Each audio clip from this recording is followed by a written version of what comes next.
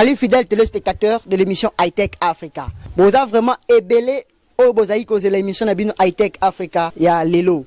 Dans l'émission à Lelo, vous allez apprendre beaucoup de choses vraiment super intéressantes. Si vous voulez passer à l'émission High-Tech Africa pour présenter vos produits et services technologiques, appelez-nous. N'hésitez pas de nous appeler au numéro affiché au bas de vos écrans. Nous allons déjà commencer avec notre première rubrique, les News High-Tech. Dernières informations sur le monde de la science et technologie. Suivons ces images. Concernant les infos de cette semaine, nous nous sommes intéressés au téléphone portable. Avec seulement un habitant sur deux disposant de téléphones mobiles, le secteur des télécoms affiche un énorme potentiel sur le continent africain. C'est la raison pour laquelle de nombreux opérateurs y multiplient les investissements dans des conditions parfois difficiles. Alors qu'en Europe, sur un marché mature, les opérateurs s'écharpent pour grappiller quelques poignées d'abonnés à la concurrence. L'Afrique affiche sur le papier un sacré potentiel. Ici, les mobiles qui focalisent l'attention des opérateurs, puisque le continent est très largement passé à côté du déploiement des réseaux fixes. Le taux de pénétration des réseaux fixes demeure très faible, aux alentours de 2%, ne concernant souvent que les entreprises et les administrations. Au contraire, à les vent en poupe, et la moitié des Africains disposent d'un téléphone portable ou d'un smartphone. Ce qui laisse ainsi une autre moitié de la population, qui s'élève aujourd'hui au total à 1,4 milliard d'habitants, à équiper. Dans les sphères politiques africaines, le développement des télécoms est partout devenu prioritaire.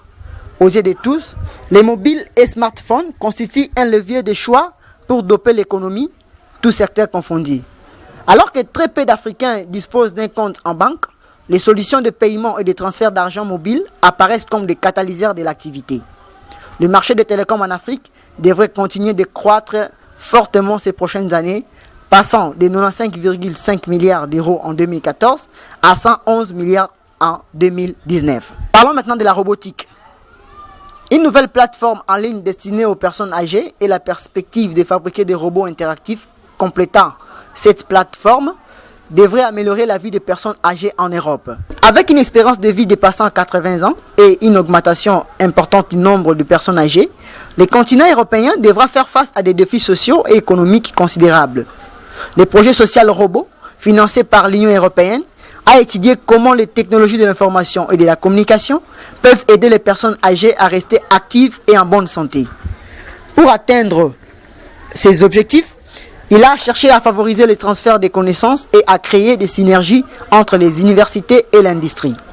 L'une des principales priorités du projet était d'intégrer des technologies robotiques de pointe à des communautés et des services d'aide sociale virtuelle afin d'améliorer l'autonomie et la qualité de vie.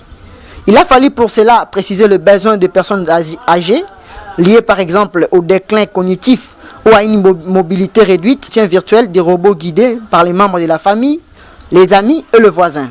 Le projet a également conduit une analyse comportementale afin de s'adapter aux relations sociales et aux situations des personnes âgées. Merci d'avoir suivi les news high-tech de cette semaine.